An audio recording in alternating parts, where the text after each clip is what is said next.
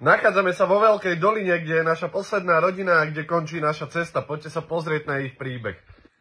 Volám sa Julia Toutová, môj syn Miroslav a manžel Miloslav. My sme starí ľudia už, ja mám 72, budem mať, muž má 74. 10 rokov v marci bolo, ako sa syn dostal do bielej komy. Som šťastná Pánu Bohu, že je tu s nami a všetko rozumí, nehovorí, nechodí, ale všetko rozumí. Či je niečo smutné, je smutný, keď je niečo veselé, alebo aj na vtip sa zasmeje, teší sa. Dokonca teraz som mu povedala, že prídu motorkári z Oravy a že pán starosta robí pre ňo také uzáver týchto našich ľudí, ktorí sa obetovali, že budú pre 5 rodín bicyklovať a dokázali to šťastlivo.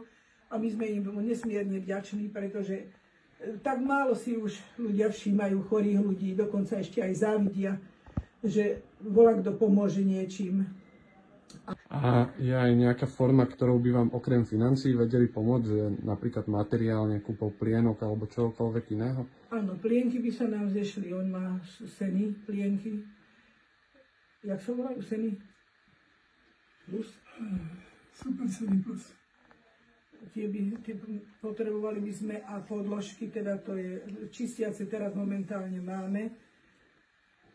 A to je taká materiálna pomoc by bola veľmi dobrá, lebo my dostávame 79 plienok, to len tento mesiac, predtým sme dostávali 75 a my sme najmenej 100 ešte museli kúpiť, pretože on nemá žiadnu dekubit, my ho stále často prebalujeme. A ďalšia vec je, on má stratu kália, tak musíme kupovať fatru, tú bielu, aj červenú a riediť mu to, aby sa mu nahradil kálium v tele. Takže to je moc potrebné a my dávame za túto, tá voda je veľmi drahá totižto. Dvakrát do mesiaca sa kupuje 10 basí, akože tých po 6, 5 takých a dvakrát. Čiže 116 €, jeden nákup vody patrí.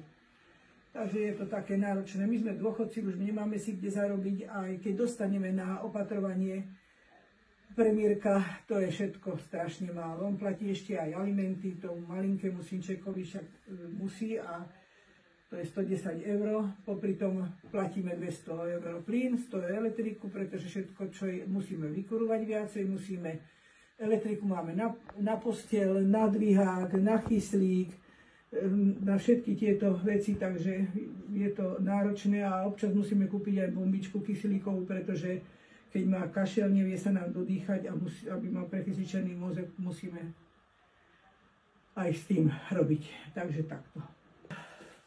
My sme tak dopadli už, že čo sme mali našetrené peniažky, to všetko prešlo, lebo to bolo spústa peňazí. Potom s mužom sme sa dohodli, že predáme role, čo nám zostali po rodičoch, aby sme mali Mirkovi na rehabilitácie. Potom sme predali zlato, aj ja, aj dcéra, aby sme sa zložili na jeho rehabilitácie. Je to, to si nikto nevie predstaviť, čo to stojí. Len ten človek, čo toto zažíva, čo to stojí peňazí, to by sa asi niekto za hlavu chytil, alebo sú aj ľudia, ktorí povedia, že na čo. Bol v jednom zariadení 3 týždne a tam nám ho každý deň pýtali na orgány. Pýtam sa tej pani primárky, a vy by ste svoje syna dali na orgány, keď vám žije? No ja nikdy. A prečo vy nútite aj môjho muža mám dať syna na orgány? On žije tu, je s nama a my sa o ňo postaráme. Len tá starosť je drahá. Nemyslím, že my s mužom my to spravíme s radosťou, ale finančne to je katastrofa. To sa nedá povedať. Keď koľkokrát je to tak, že všelijako, aby sme len mali na chleba, ale Mirko musí mať všetko vždy a má. Vďaka aj ľuďom, ktorí pomáhajú, vďaka každému jednému človeku. Mal ťažkú prácu, teda bol podnikateľ, ale veľa behal na aute, nemal na seba čas na lekárov, seba zanedbal, dostal mozgovú porážku, dostal sa do bielej komy. A v marci bolo 10 rokov, čo sa mu to stalo, 6. 7. Lebo 6. sa mu to stalo, 7. ho operovali, alebo srdiečko mu zlyhalo. A v júli sa mu narodil synček. Takže bojujeme, jak sa dá, nemá žiadny dekubit, robíme všetko, čo môžeme, aby len jemu bolo dobre a keď bude jemu dobre, tak si myslím, že bude aj nám dobre, pretože nebudeme s ním trpeť a nejaké neduhy alebo tak. Dosť často máva také kašle, ale máme kyslík, dobrí ľudia nám pomohli, takže sa tešíme, že je s nama. To je prvoradé, lebo my už bez neho by sme ani nevedeli, lebo to už je taký rituál ráno stať, umýť, najesť, detko ho nakrmí, ja utekám do kuchyni variť, máme obed vždy doma čerstvý každý deň, pretože to je náročné.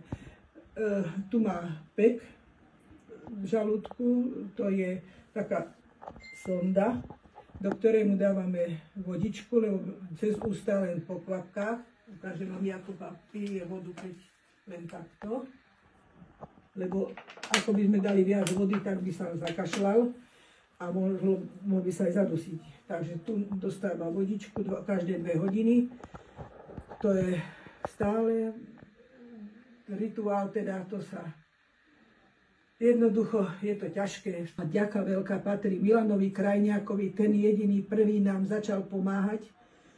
A týmto ľuďom, čo sú okolo nás, ako aj Martinka, alebo Monika, alebo zase rodina Balážiová, to sú ľudia, o ktorých sa môžeme oprieť kedykoľvek, či v noci, či cez deň sú ochotní nám pomôcť so všetkým, čo sa týka Mirka.